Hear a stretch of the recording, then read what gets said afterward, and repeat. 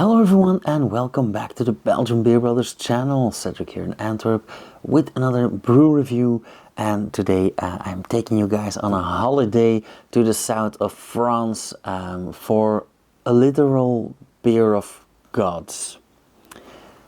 Bear with me. I am taking you to a small town called Vaison-la-Romaine, even smaller, Ville-Dieu.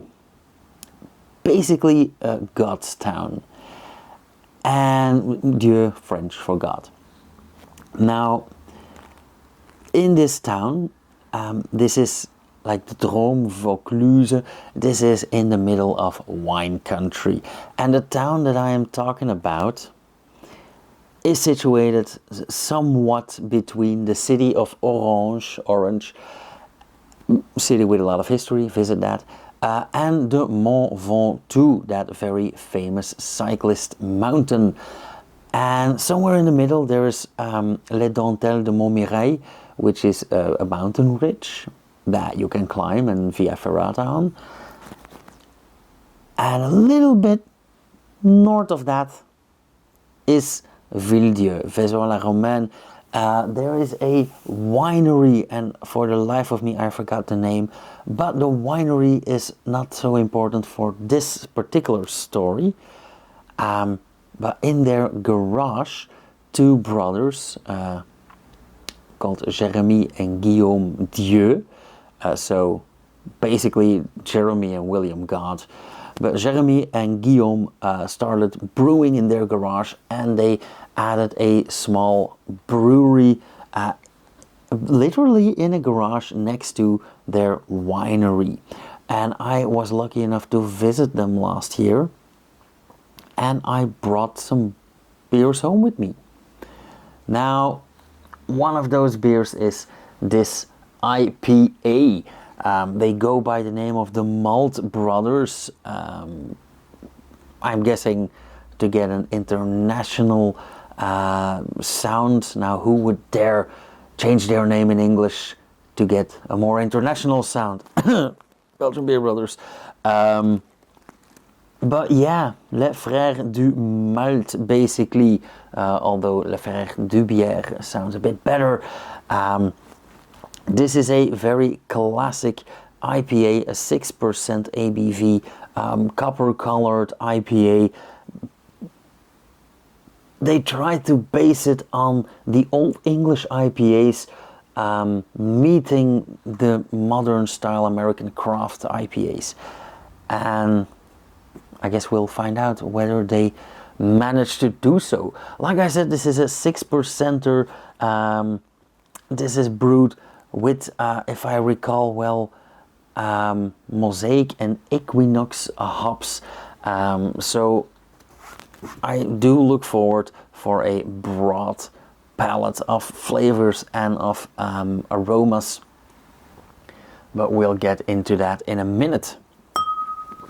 Of course, they had glasses. I collect glasses. I brought myself a glass. And this is a glass that I really like, and I actually want my personal taster glasses to be this model, be it a bit smaller. This is a 25 centiliter Teku glass, and a very classic way of printing on glasses, being their logo in black. Okay, that all being said, let's have a look. I like the labels. There's this low opacity version of their logo in the back. It says what it has to say. Brasserie Malt Brothers logo. This line reminds me of the Brussels Beer Project, even though it's something classic, something simple. 6% ABV, India Pale Ale, 75 centiliter. And here we do have where it's brewed. Of course, modern day QR code to their website. And oh, they did add the hops, Mosaic and Equinox. Thank God, I recalled well. So apparently this is not gonna be too bitter and not too dry. I am very curious because I completely remember this beer as being a hop bomb and all in the good sense of the word. So, plain orange, a bottle cap, goes with my sweater today.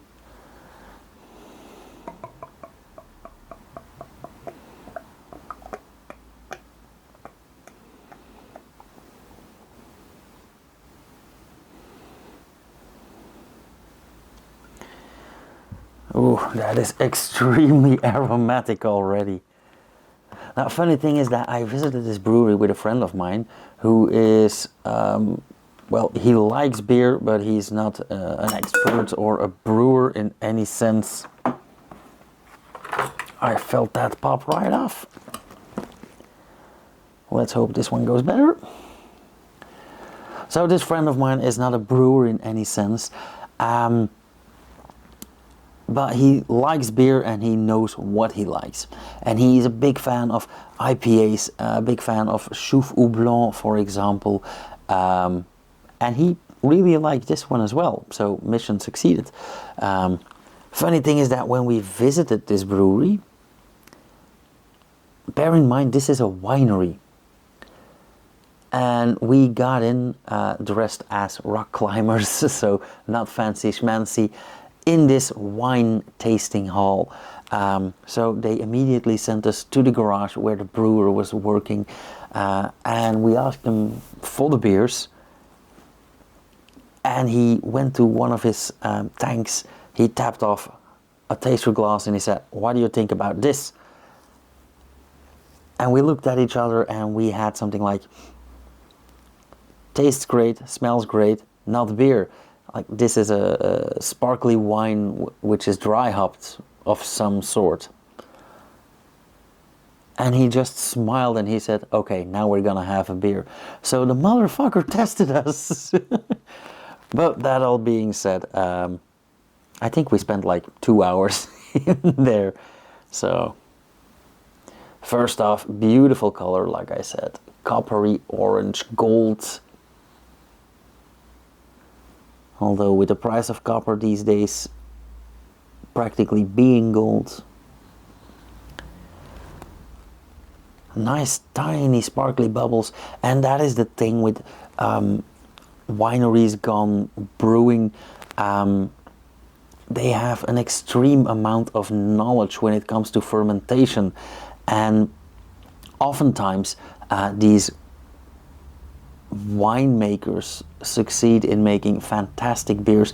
They used to look down on beer as if this was for the poor people, but nowadays they make beautiful beers because they understand this fermentation so well, and they have access to different yeast strains. And as we've already talked about, the effervescence of a champagne yeast, for example, is very different from that of beer yeast. Meaning smaller bubbles and being a bit more pleasant, a bit more playful. And that is what I seem to see in here. I can even make swirlies with the bubbles, although it's not an engraved glass. And the foam, even though with all my talking it already dissipated mostly, but the foam is a nice yellow even. It's not even off-white, it is just yellowish. Nice tiny bubbles as well. And it's not a lot of foam anymore, but it is the foam that we want to see. Tiny, dense, creamy.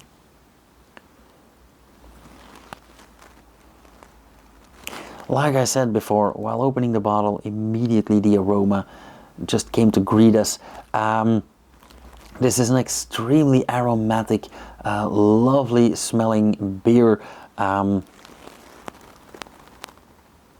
Very hoppy, and I do get this weird ping pong game of resinous pine resin on one side, and on the other side I get tropical fruit, mango, papaya, and somewhere in between is just plain old classic noble hoppy.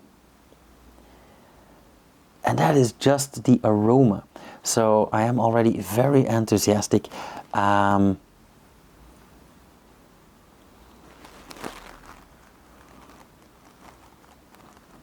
bit of malt in there as well, some sweetness of the malt, some roasted malts as well.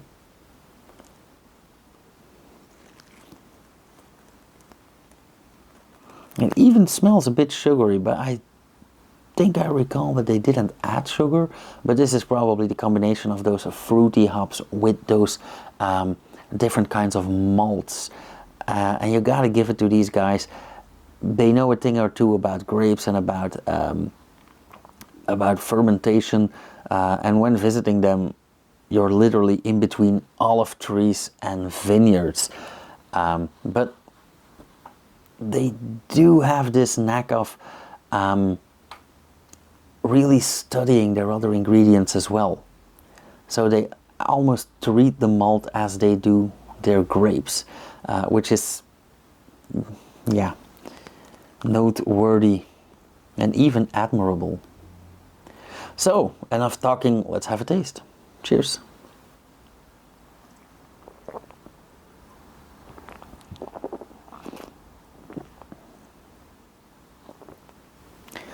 Yeah, the flavor is along the lines of the aroma, but not entirely. For example, the first thing I taste is fruity, tropical. And it ranges from, let's say, mango, maybe a bit of starfruit, to yellow grapefruit and a bit of zest. And then, especially while swallowing, we immediately go to roasted malts. And we get to the bitter side of the hops. So I understand why they put on this bottle that it's not really bitter, but I think there is a certain level of bitterness and dryness in this beer that is absolutely lovely, but it really goes hand in hand with the fruity component. There's also a bit of pine resin in the flavor. I did not expect that, but it's all extremely well balanced.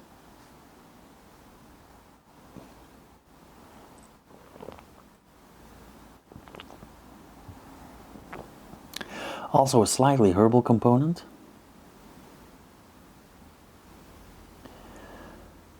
And a bit more grapefruit.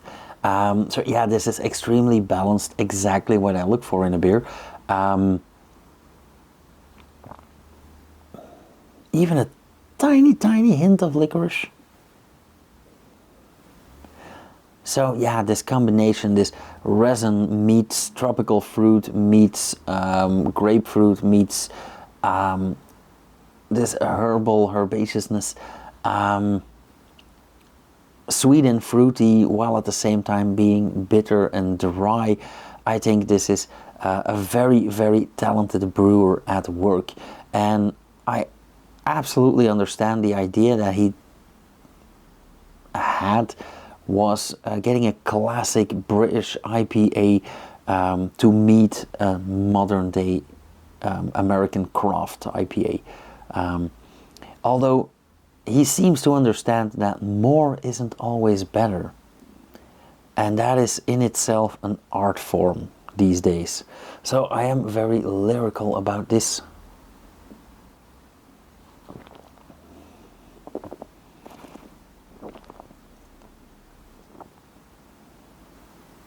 Also a very pleasant mouthfeel. Those tiny mini bubbles are awesome, and this entire journey with every sip is amazing. Like I said, it goes from fruity to roasty to bitter and dry, and the aftertaste is weird. The aftertaste mainly keeps a slight acidity that is practically not present in the overall flavor, and at the same time it is mainly a hoppy, dry and hoppy in the after flavor. So we practically lose all of those fruity, yeah. Also, I think if I told the average American beer taster that this is Belgian, he would absolutely believe me, because it does have that bready, yeasty veil over the flavor as well. So this is not a comment on American beer tasters, this is a comment on how great this brew is.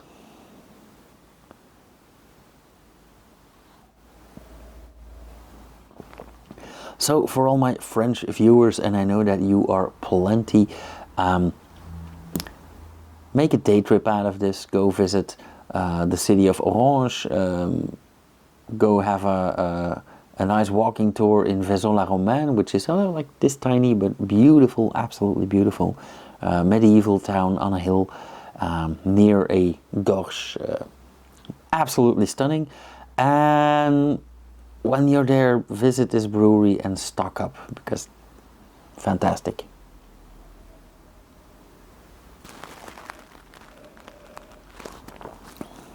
I do get, while warming me up, this ever so slight acidity like in an Orval. So I don't know if this has been kissed by a Brettanomyces or something else is going on, but it's very, very, very subtle. Okay, enough talk about this beer. I am gonna score this an easy 4.5, because in all of its simplicity, it is at the same time an extremely complex beer, and yeah, this is a great competition for the big names. So okay, that all being said, thank you guys so much for watching. If you like this video, hit the thumbs up, leave a comment down below. If you want to support this channel, share a video, visit the Patreon page, buy me a beer, or just come say hi when you're in the city. And I will see you guys again in the next video. Cheers.